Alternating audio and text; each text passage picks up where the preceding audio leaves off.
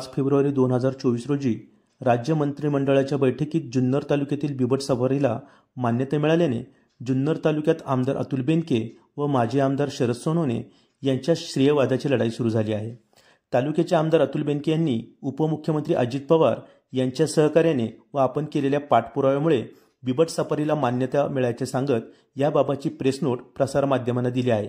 तर दुसरीकडे माजी आमदार शरद सोनवणे यांनी मी केलेल्या पाठपुराव्याला यश आल्याचे सांगत मुख्यमंत्री एकनाथ शिंदे व उपमुख्यमंत्री देवेंद्र फडणवीस यांचे आभार मानत याबाबतचा व्हिडिओ प्रसारमाध्यमांना दिला आहे। जुन्नर तालुक्यातील आजी व माजी आमदार यांच्यामध्ये सुरू झालेल्या श्रेयवादाच्या लढाईमुळे एकाच कपात असणाऱ्या भाजप, शिवसेना, शिंदे गट व राष्ट्रवादी पक्ष एकत्र होऊन झालेल्या महायुतीत वादळे निर्माण होताना दिसत आहे। आजी माजी आमदारांमध्ये सुरू झालेल्या या श्रेयवादाच्या लढाईत विजय कोणाचा होतो याकडे तालुक्याचे जनतेचे लक्ष लागून राहिले आहे।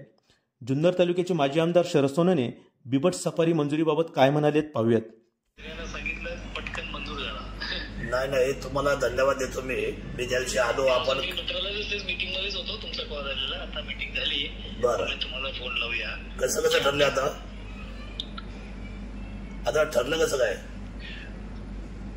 हो मंजूर केला ना विषयाचा। नाही पण आता आपल्याला त्याचं भूमिपूजन करावं लागेल ना, शुभारंभ मुख्यमंत्र्यांच्या हस्ते। हो त्याचा वन विभाग आता करेल काय आता त्याचं टेंडर काढणं किंवा जी काही पुढची प्रक्रिया जी आहे जी सर ती वन विभाग करेल त्याला। निर्णय झाला आणि आपले ते काय नाव त्याचे सचिव आपले फॉरेस्टचे वेणुगोपाल रेड्डी, मी त्यांच्याशी पण आता संपर्क करतो। हो चालेल। आणि मला आणि धन्यवाद सर, माझ्या जुन्नर तालुक्याच्या तमाम मायबाप जनतेच्या वतीने आपलं आणि महाराष्ट्राचं धन्यवाद। तुमचं अभिनंदन, तुम्ही खूप चांगला पाठपुरावा केला, तुमच्या पाठपुराव्यामुळे झालं खरं। मुख्यमंत्र्यांना पण धन्यवाद आणि सुधीर मुनगंटीवार साहेबांना पण धन्यवाद। Thank you very much, thank you. जय शिवराय। आज खूप आनंदाचा दिवस आहे। महाराष्ट्राच्या कॅबिनेटमध्ये आणि हाय पॉवर कमिटीने आपण जो प्रस्ताव जो दिला होता त्या प्रस्तावाला अंतिम मंजुरी महाराष्ट्र शासनाने दिली। आता फक्त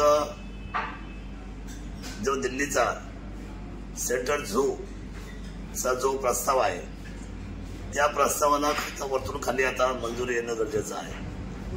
पण त्याच्यासाठी मी विकास खारगे साहेबांशी बोललो, मी त्यांचं अभिनंदन केलं, कारण 1 फेब्रुवारीला मी मुंबईला गेलो होतो। त्या दिवशी मी फार व्याकुळतेने मी बोललो की प्रधान सचिवांना की इतक्या दिवस झाले पण अजूनपर्यंत प्रस्ताव आपला हाय पॉवर कमिटीच्या समोर किंवा कॅबिनेटच्या समोर तो आला नाही।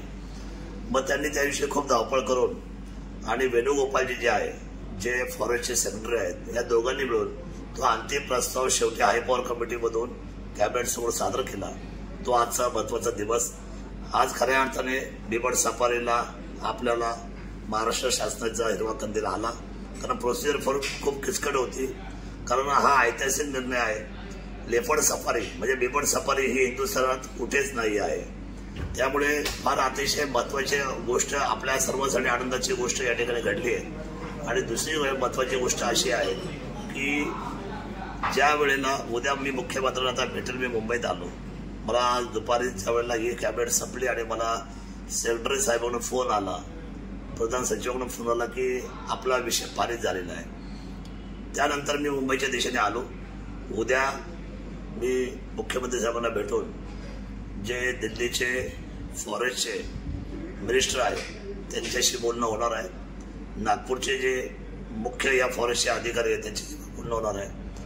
आणि मला मुख्यमंत्री बोलले तू ये आपण बोलूया आणि तदनंतर आपण लवकरच ती मंजुरी घेऊन आपण भूमिपूजन करायचं, कारण आचारसंहिता ही आता सेंटरची लागेल।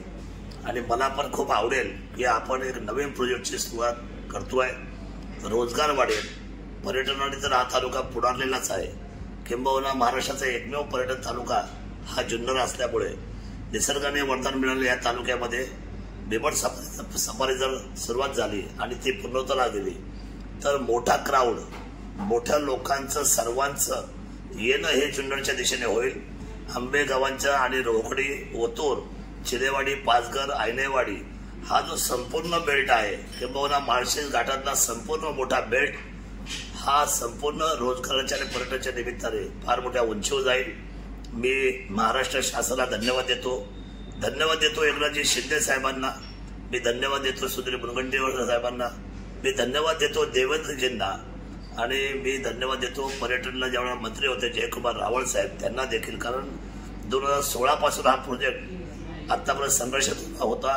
कारण 2019ला माझी आमदारकी गेल्यानंतर मात्र खूप काही गोष्टी घडल्या मधल्या काळामध्ये. या बिबट सफारीला वेगळे त्या ठिकाणी काही लोकांनी राजकीय आडकाठी आणण्याचा प्रयत्न केला, पण ठीक आहे, तो त्याचे स्वभाव ज्याचे त्याचे असतात, मला त्याच्यावर काही बोलायचं नाही. परंतु आता जुन्नर हे आपलं एक वरदान ठरणार आहे. बिबटच्या बाबतीमध्ये आपल्याला त्रास जरी किती असता तर बिबटच उद्या भविष्यामध्ये आपल्याला सर्वांना रोजगाराच्या निमित्ताने संधी उपलब्ध करून देणार आहे. आणि बाकी वाढणाऱ्या बिबट समोरच्या त्रासाला सुद्धा आपण लवकरच मानेडू या ठिकाणी जे आता निवारा केंद्र आहे त्याच्यामध्ये सुद्धा मोठी वाढ होणार आहे आणि बऱ्यापैकी बंदोबस्त करणार आहोत. मला खात्री आहे की याच्यातून सर्वसामान्यांची सुरक्षिततेच्या दिशेने सुद्धा आपण पाऊल उचलूया. मला देवेंद्रजीचं खूप आभार मानले पाहिजेत. हा जो जुन्नर तालुका आज जो घडलाय, अष्टविनायक असेल, बेल्ला जेजुरी असेल, मुख्यमंत्री सडक असेल, 0304 बजेट, नाबार्ड 2515-354 हे असे सगळे अल्पसंख्याक असेल, दलित फंड असेल, ठक्कर बाप्पा असेल, या सगळ्या फंडांना खरं तर मला फार जवळ घेऊन आदरणीय देवेंद्रजींनी खूप सहकार्य केलं. एकनाथ शिंदे साहेबांनी तर मला आता एवढी मोठी ऊर्जा दिलेली आहे. मी त्यांनाही मनापासून धन्यवाद देतो की जुन्नर शहर असेल किंबहुना आता हे बिबट सफारीच्या बाबतीमध्ये जो महत्वाचा निर्णय घेतला, शिवाजी आढराव पाटील आणि मला दोघांना ती पहिली जी मिटिंग त्यांनी आम्हाला मुख्यमंत्री झालं तर दिली. मला मनापासून मुख्यमंत्र्यांचे आभार व्यक्त केले पाहिजेत. लवकरच आम्ही याचा शुभारंभ करू एवढंच मी माझ्या जुन्नरच्या तमाम मायबाप जनतेला सांगतो. आता काही लोक श्रेयासाठी खूप धावपळ करतील, म्हणजे प्रेसवाल्यांना सांगतील, प्रेसवाल्यांना बोलतील. आयता श्रेयवाद ही आताच लागलेली सगळ्यात मोठी कीड आहे, बिमारी आहे.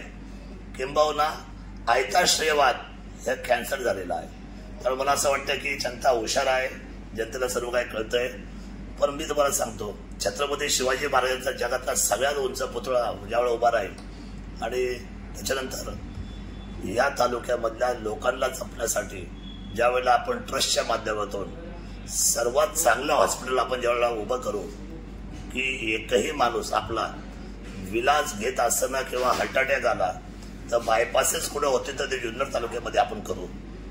त्यावेळेला किडनी ट्रान्सप्लांट असेल किंबहुना मोठमोठे जेवढे आजार असेल किंबहुना ब्रेन ऑपरेशन सुद्धा असेल, हे सगळे ऑपरेशन सुद्धा आपल्याला जुन्नर तालुक्यात करायचे.